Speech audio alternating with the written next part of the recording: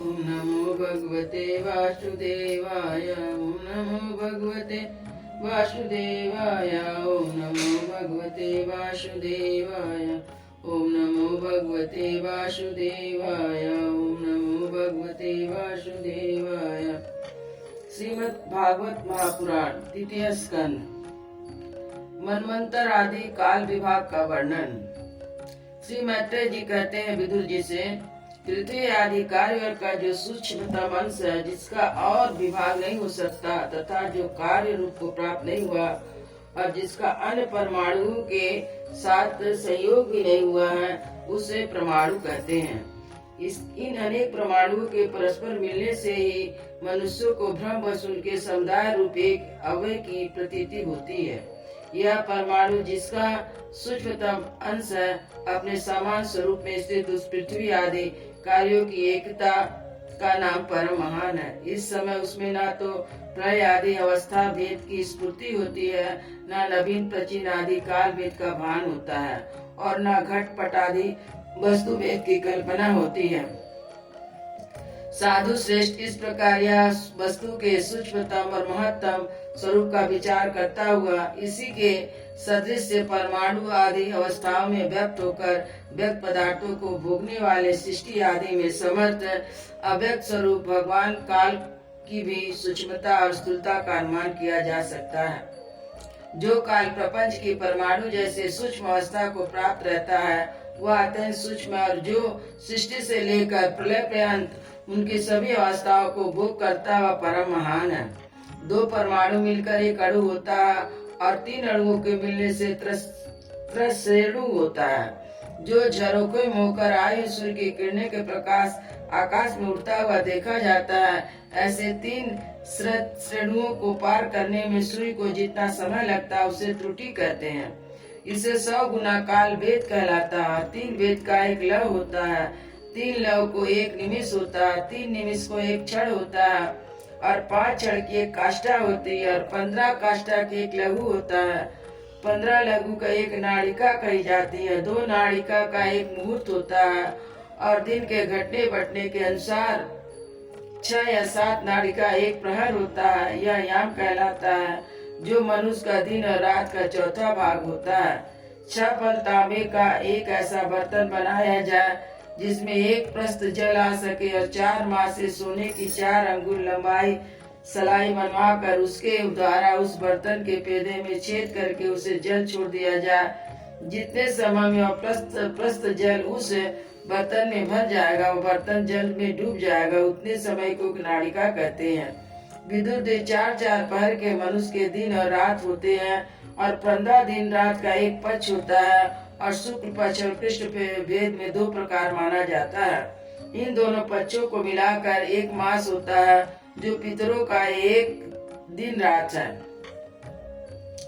2 मास का एक ऋतु होता है और 6 मास का एक आयन होता है।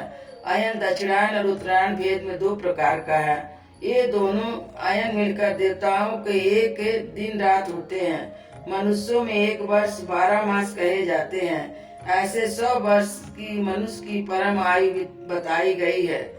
चंद्रमा आदि ग्रह, अश्विनी आदि नक्षत्र, समस्त तारामंडल के अधिष्ठाता काल स्वरूप भगवान सूर्य परमाणु से लेकर संवत्सर पर्यंत काल में 12 राशि रूप संपूर्ण भुवन कोश की निरंतर परिक्रमा करते रहते हैं। सूर्य, बृहस्पति, सवन, चंद्रमा, नक्षत्र संबंधी महीनों के भेद या वर्ष की संवत्सर, परिवत्सर, इड़ावत्सर, अनुवत्सर और वत्सर कहा जाता है।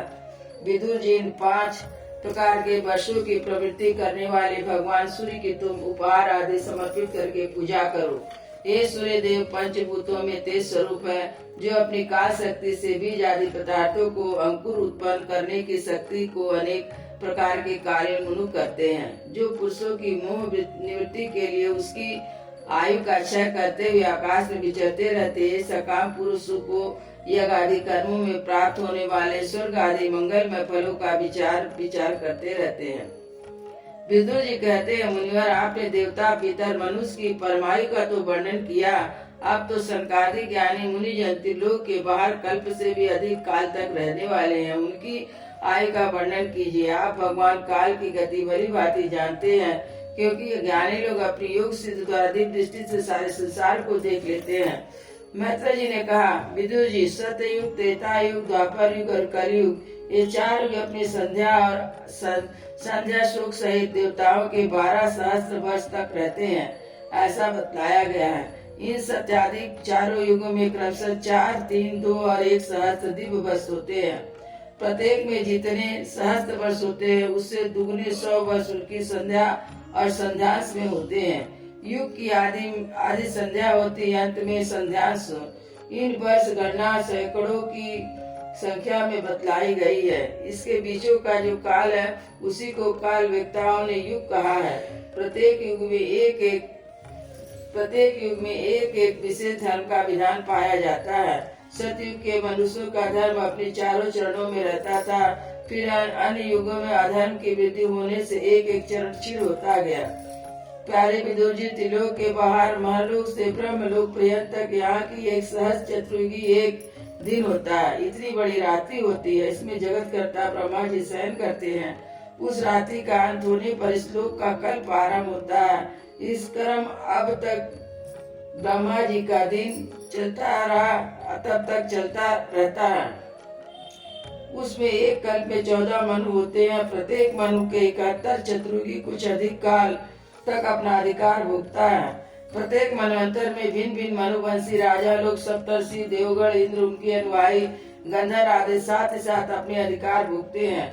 यह ब्रह्मा जी की प्रतिदिन की सृष्टि है, जिसमें तीनों लोक की रचना होती है। उसमें अपने अपने कर्मानुसार पशु, पक्षी, मनुष्य, पिता, देवता उत्पत्ति होती है। इन मनवंतरों में मनुष्य सद्गुणों का आश्रय ले अपनी मनु आदि मूर्तियों द्वारा पौरुष प्रकट करते हुए इस विषय का पालन करते हैं। काल क्रम से जब ब्रह्मा जी का दिन बीत जाता है तब वे तमोगुण के संपर्क को स्वीकार कर अपने सृष्टि रचना रूप पौरुष को स्थगित करके निस्तेज भाव से स्थित हो जाते हैं। उस समय सारा विश्व उसमें लीन हो जाता है। जब सूर्य, चंद्रमा आदि से रहित वह प्रलयकालीन आदि आती है, अतः वे भुआ में लीन हो जाता है। जब सूर्य और चंद्रमा आदि से रहित या प्रलयकालीन रात्रि आती है तो वह भुआ में स्वः तीनों लोकों ने ब्रह्मा जी के शरीर में छिप जाते हैं। उस अवसर पर तीनों लोग शेष जी के मुख से निकली हुई अग्नि रूप भगवान की शक्ति से जलने लगते हैं। इसलिए उनके ताप से व्याकुल होकर भृंगु आदि मुनीश्वरगण महलोक में जन लोक को चले जाते हैं। इतने में ही नहीं, सातों समुद्र प्रलय काल के प्रचंड पवन से उमड़कर अपनी उछलती उत्तर तरंगों से त्रिलोकी को डुबो देते हैं। तब उस जल के भीतर भगवान शेष योग निद्रा से नेत्र मुद कर शयन करते हैं। उस समय जन लोक के निवासी मुनिगण उनकी स्तुति करते हैं। इस प्रकार काल की गति से एक एक सहस्त्र चतुर्युग के रूप में प्रतीत होने वाले दिन रात के हेर फेर से ब्रह्मा जी की 100 वर्ष की आयु भी बीती से दिखाई देती है। ब्रह्मा जी की आयु आधे भाग का परार्थ कहते हैं। अब तक पहला परार्थ तो बीत चुका है और दूसरा चल रहा है। पूर्व परार्थ के आरंभ में ब्राह्मण नामक महान कल्प हुआ था।